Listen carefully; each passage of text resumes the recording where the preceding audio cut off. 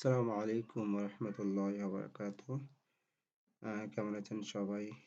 আজকে আমরা শিখব এক্সেলে এই ফাংশন ব্যবহার করে কিভাবে সেলস বোনাস নির্ধারণ করতে হয়। তো চলুন শুরু করা যাক। যদি একজন কর্মচারীর মাসিক বিক্রয় $10,000 বেশি হয়, তাহলে সে $500 বোনাস পাবে। যদি $10,000 বা তার কম হয়, তাহলে সে কোনো বোনাস পাবে না।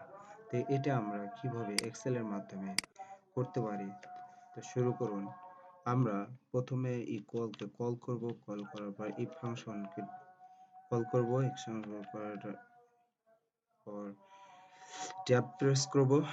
ট্যাব প্রেস করে আমরা লিখব এই সেল গ্রেটার দেন 10,000, লিখে দেবো 10,000।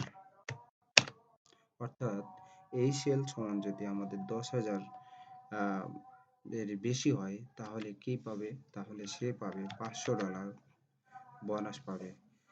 যদি এই সেল গ্রেটার দেন যদি 10,000 বা 10,000 এর কম হয়, তাহলে কোনো বোনাস পাবে না।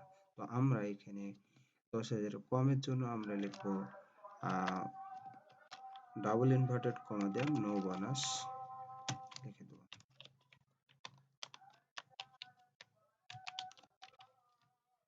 এখন যদি আমরা ব্র্যাকেট ক্লোজ করি, ব্র্যাকেট ক্লোজ করার পর এন্টার প্রেস করি, তাহলে আমাদের চলে আসবে। যেহেতু এখানে আমাদের $9,169, সেজন্য এখানে কোনো বোনাস পাই। এটা আমরা এখন দেব। এখানে দেখুন যে যারা 10,000 এর বেশি সেল করেছে, তাদের $500 বোনাস দেওয়া হয়েছে। আদারওয়াইজ কোনো বোনাস দেওয়া হয়নি। তো এই ছিল আজকের ভিডিও। ধন্যবাদ সবাইকে।